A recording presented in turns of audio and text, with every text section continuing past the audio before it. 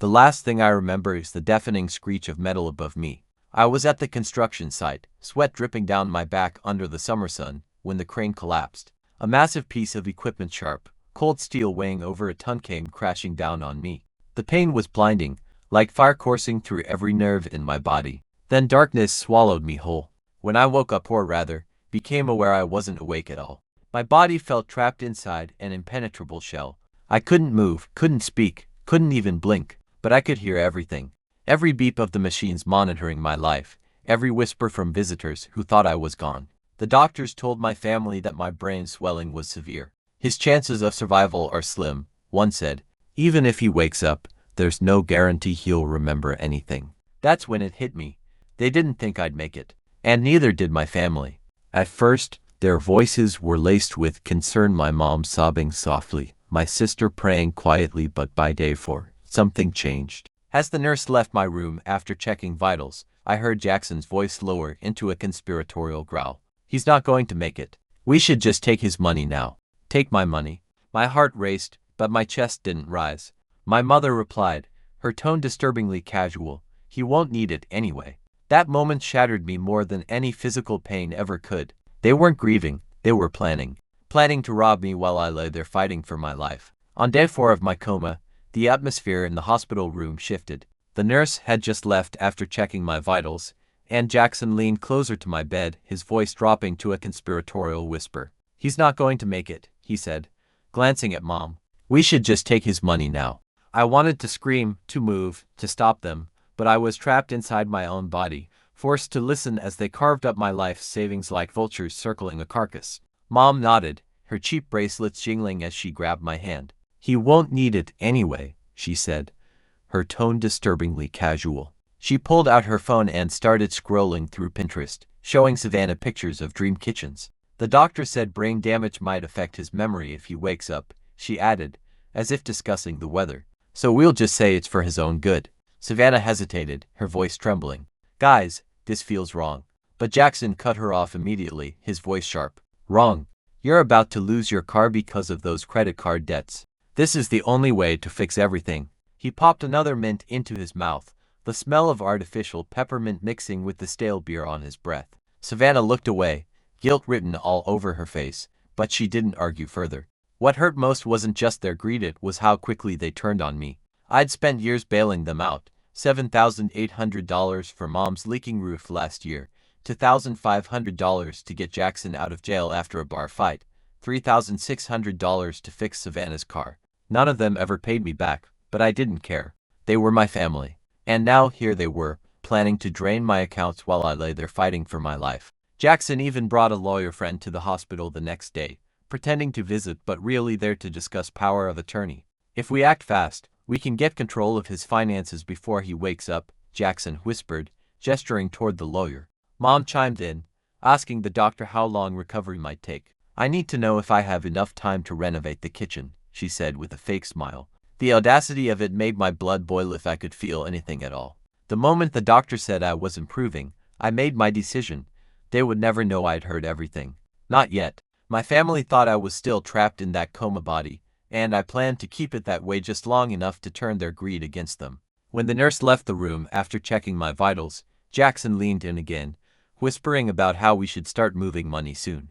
Savannah hesitated, but Mom quickly shut her down with a sharp look. My jaw clenched so hard I thought my teeth might crack, but I forced myself to stay still. Victoria, the night nurse, noticed the tension in my face. She wiped away the sweat beading on my forehead and whispered, "It's okay.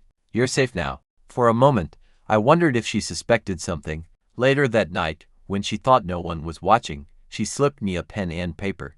I scribbled 2 words. They betrayed me. Her eyes widened, but she didn't say anything. Instead, she squeezed my hand and promised to help however she could. The next morning, the real acting began. I pretended to wake up confused, slurring my words like I couldn't form sentences. Where am I? I mumbled, staring blankly at the ceiling. My mom burst into fake tears, hugging me like she hadn't just planned to rob me days earlier. Jackson smirked, asking if I remembered my banking passwords. I don't. What's a bank? I stammered, forcing my voice to shake. The look of greed flickering in his eyes almost made me lose it right there, but I swallowed my rage and kept the act going. One close call nearly ruined everything. Savannah caught me texting Harold from the bathroom. I panicked, dropping the phone into the sink and pretending to hyperventilate. "What's wrong?" she asked, her voice trembling. I don't know why I'm here," I stuttered, clutching my head like I was overwhelmed. She stared at me for a moment, suspicion written all over her face, but eventually nodded and walked away. That night, I had to crank up the performance by pretending to forget how to use utensils during dinner. I even drooled a little into my soup, gross but effective. Victoria became my secret ally. She smuggled me my phone when no one was around and ran fake tests to give me time to text Harold. Together, we started making plans. Every word my family said around me fueled my determination. I wasn't just fighting for my money, I was fighting for justice. Harold arrived at the hospital with a look of determination that matched my own. I'd left my phone unlocked under my pillow, per Victoria's suggestion, so she could text him for me when my family wasn't around. When he finally sat down in the chair beside my bed, his face went through 5 emotions in 10 seconds. Shock, anger, disbelief, resolve, and then something akin to pride. "We're going to handle this," he said firmly, gripping my shoulder.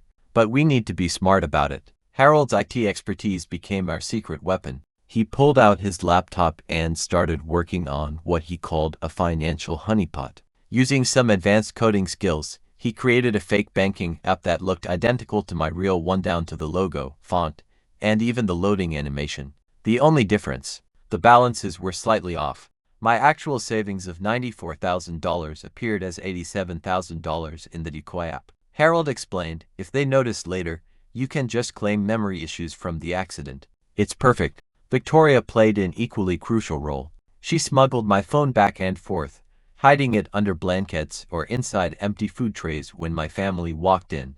Once, when Jackson leaned over to adjust my fore, she casually spilled water on his shirt, distracting him long enough for me to stash the device. Another time, she ran fake tests during visiting hours, claiming she needed to check my vitals every 15 minutes. This gave Harold and me precious minutes alone to strategize without raising suspicion. The tension was relentless. Every time Jackson asked about my passwords or Mom brought up finances, I felt like the walls were closing in. Harold warned me, "If they find out too soon, they'll try to pull everything at once. We've got to keep them thinking they're in control." To prepare for the worst-case scenario, Harold set up an emergency freeze protocol. If my family discovered the decoy accounts prematurely, he could lock all my real accounts within minutes using a remote access system. "It's fail-safe," he assured me, though the worrying lines etched into his forehead told a different story. One night, as Harold fine-tuned the app, I whispered, "What if they figure it out?" His fingers paused over the keyboard. "Then we adapt," he said, his voice steady but tinged with urgency. "Scott, these people are already planning to steal from you. You have no choice but to fight back." Victoria, who had been quietly monitoring the hallway, added softly, "And you're not alone. We've got your back." That moment solidified our alliance. Harold, Victoria, and I weren't just protecting my money, we were reclaiming my dignity. As Harold programmed the final touches into the decoy app, I couldn't help but think about how close I'd come to losing everything. My family thought I was weak, helpless, but with Harold's tech genius and Victoria's quick thinking, I was building a trap they'd never see coming. Still, the fear lingered. What if they caught on before we were ready? What if Savannah accidentally let something slip? These questions haunted me, but I pushed them aside. For now, we had a plan and we were sticking to it.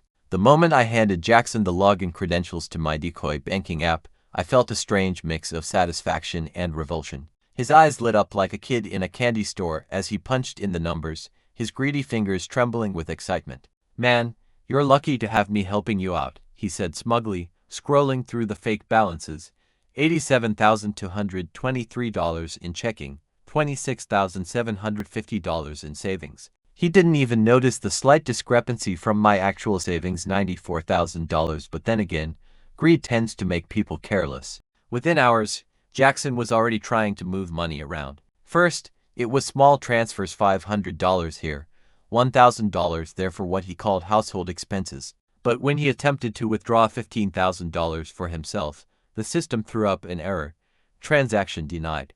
Jackson muttered something about technical glitches but quickly moved on, clearly too blinded by his own schemes to think twice. Meanwhile, Mom had already sunk $19,000 into a deposit for her dream kitchen renovation. She proudly showed me pictures of granite countertops and backsplashes she'd picked out, gushing about how it'll all be worth it once everything settles. Savannah, on the other hand, used her share to pay off $11,000 in credit card debt, posting an Instagram story with a cheesy quote about starting fresh. What they didn't know was that every transaction they made was triggering Harold's fraud alert system. The more they tried to access the funds, the tighter the trap closed around them. Jackson, ever the gambler, decided to go big or go home. He logged back into the app late one night and attempted to transfer $47,860, a sum suspiciously close to half the fake balance. This time, the system not only denied the transaction, but also froze the entire account, displaying a message: multiple unauthorized access attempts detected. All accounts temporarily suspended pending investigation. Watching their faces the next day was priceless. Jackson stormed into my room, his face red with rage. "Dude, what the hell? The bank says your accounts are frozen," he shouted, waving his phone at me. Mom followed behind him, tears streaming down her face, wailing about how her contractor was threatening to cancel the renovation. Even Savannah looked panicked, though guilt flickered across her expression every time she glanced at me. They had no idea how deep they were in and how perfectly they'd walked right into our trap. The irony was almost poetic. Every dollar they spent, every deposit, every payment was based on money they thought belonged to them. And now, they were left scrambling to cover their tracks, completely oblivious to the fact that the accounts they were trying to drain weren't real. As Jackson ranted and paced, I couldn't help but laugh internally. Their desperation was both pathetic and hilarious. For years, they had taken advantage of me, treating me as nothing more than an ATM. Now, they were reaping what they'd sown, and I had front row seats to the chaos. The dinner at Mom's house was supposed to be a reckoning, but I didn't expect the tension to hit me like a freight train the moment I walked in. They were all sitting around the kitchen table, Jackson sweating through his shirt, Mom nervously rearranging plates, and Savannah staring blankly at her hands. None of them looked up when I entered. I could feel their anxiety, thick and suffocating, filling the room like smoke. I kept my act going for the first 20 minutes, asking innocent questions about what was happening with my accounts. "I thought I transferred some money to Jackson," I said, pretending to be confused. "Did something go wrong?" Jackson jumped on it immediately, trying to explain how the bank had frozen everything unexpectedly. "It's probably just a glitch," he muttered, avoiding eye contact. Mom chimed in, her voice trembling. "Yes, Scott, we're just as confused as you are." The lies rolled off their tongues so smoothly, it almost made me sick. Then I placed my phone on the table. The silence that followed felt like an eternity. I tapped play, and suddenly, the room was filled with their own voices, cold, calculating, and utterly ruthless. "He's not going to make it," Jackson's voice sneered. "We should just take his money now." Mom's tone was disturbingly casual. "He won't need it anyway." Even Savannah's hesitant objections played back, clear as day. "This feels wrong." The shock on their faces was priceless. Mom turned ghostly pale, her hands shaking as she covered her mouth. Jackson froze mid-reach for his beer, his jaw tightening until I thought it might crack. Savannah broke down immediately, tears streaming down her face as she whispered, "I'm so sorry," over and over again, like a broken record. I sat there, silent, letting the recordings play in full. Every word they'd spoken while I lay helpless in that hospital bed came flooding back, echoing through the room. When the recording finally stopped, I took a deep breath and spoke for the first time since hitting play. "I heard everything," I said, my voice steady despite the storm raging inside me. "Every single word. While I was fighting for my life, you were planning how to steal from me." Jackson exploded first, slamming his fist on the table. "You set us up," he shouted, his face red with rage. "This is your fault." His hypocrisy was laughable. Here he was, accusing me of betrayal after he tried to rob me blind.